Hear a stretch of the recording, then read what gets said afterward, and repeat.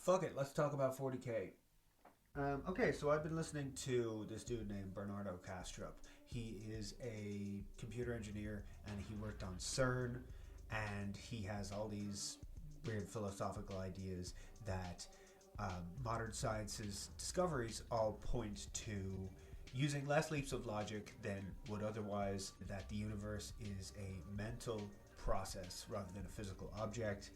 It is a thing that arose from the existence of consciousness rather than being a dead object that generated life spontaneously, and then life ended up kind of sparking consciousness within itself. Now, I've been around the block when it comes to philosophical and esoteric ideas, and I find the whole idea of life being in some way some kind of illusion to be interesting, but also a way to kind of like bypass, let's face it, politics. When you believe that the universe isn't real, there's no need to worry about things like white supremacy, colonialism, and things like that. But you know what? Kastrup seems like he's adequately concerned about the future of the human race, so I'm happy to give his ideas the time of day, and when I hear him lay them out all with his train of logic and using sources and with nothing that comes up that sets off my red flags from having, stuck my head into some very culty situations, I'm ready to listen to him. I'm not necessarily ready to believe that that's how things are, exactly how he says they are, but I'm sitting with the ideas and I'm liking them, and I'm finding them very interesting, especially in the context of Warhammer 40,000. Let's assume for a second that the fictional universe of Warhammer 40,000 is set in our reality, in the future, okay? In Warhammer 40,000, there's this thing called the soul. It is a thing that exists. It is a thing that can exist in different degrees of intensity.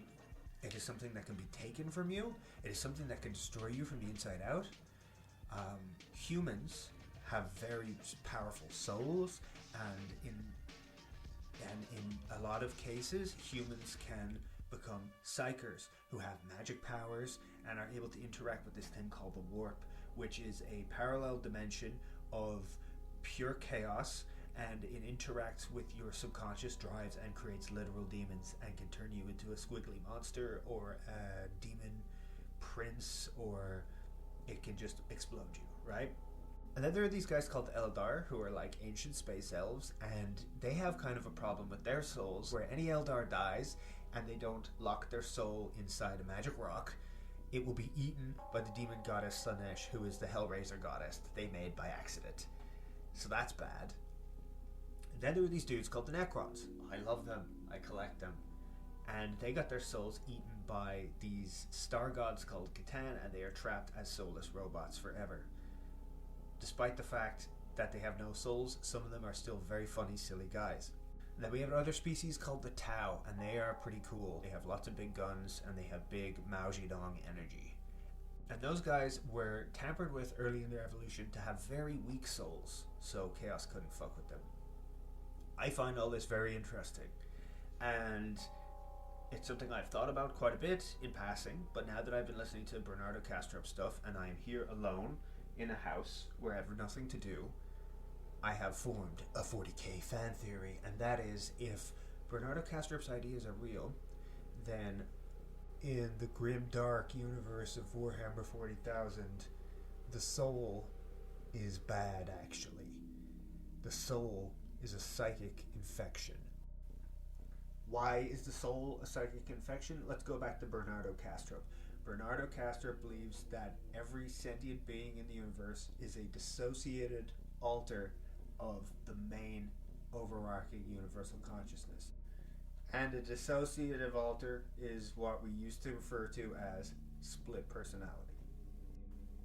People with dissociative identity disorder have these dissociative alters, and every now and again the alters will take control of their mind. Now, this sounds crazy, but there actually is scientific, empirical evidence that this does happen in the brain. People will have dreams where all the alters are in them and they only remember them from one perspective at first, but there are therapies that let people reassociate their dissociative alters, and when they do that, they get all their alters memories, including being able to recall dreams from every perspective. Bernardo Kastrup thinks that this is what happens when we die. We reassociate into the main mind. So our experience and our consciousness gets logged in the main mind's memories. So bringing that to 40k, that would indicate that the more sentient Necrons have a form of afterlife, that the Tau have a form of afterlife, that every individual Tyranid has a form of afterlife, because that particular biological animal had an experience. Now, does that Tyranid get logged into the hive mind first? Yes, but the hive mind will eventually die, presumably, and then that will go back into the main mind. So what the hell is the soul? Well, I think, in this fan theory, that the soul is actually a disease. I think chaos is perhaps some form of unstable evolutionary process in the universe, right? Or maybe it's like a mold. It's like a sickness that, or a parasite that's growing on consciousness. And maybe the soul is its spores. Now, why do I think this? The Eldar and the Psychers. In the backstory of humanity in 40k, it's indicated that humanity's awakening actually made chaos the unstable place it is now, with all of our bright burning souls and all of our horrible experiences giving rise to these demons. The Eldar created Slaanesh, and now their souls will be eaten by Slaanesh, feeding chaos itself. I think consciousness itself gets trapped in the soul, and then the soul leads you to chaos, and then eats you. I think it's like a cordyceps fungus. Now, it could be that the Emperor Man really is this bastion against chaos and is trying to create this thing that the soul can focus on in faith to fight chaos. Or it could be a long game. It took millions of years for Slaanesh to be born. What's going to happen when the fruit that is the Emperor ripens for the harvest of chaos? That's going to be nasty. Finally, the Necrons. The Catan took their souls. The Necrons believe that they lost their creative spark and a lot of sanity and empathy and all that kind of jazz. And it's possibly true, because it's possible that consciousness is soaked into the soul. The soul absorbs your consciousness. But when the Catan ripped it away, the Necrons' personalities in the nobles, who got to retain their personalities after the biotransference, were so perfectly copied into the machine that their consciousness remained just enough that they essentially still exist, still experience. So I don't think the Necrons are gonna, when they die, they're just in oblivion. They will be reassociated back into this over consciousness, which is kind of cool. It also means that if this, if this was true, assuming this is true, with our pee pee poo poo ha ha hats on, Illuminor Ceres's quest to recreate the soul is going to have some interesting results when he figures all this out. I don't know. I think this is just a really interesting way to look at the soul in 40k. It's certainly very grimdark.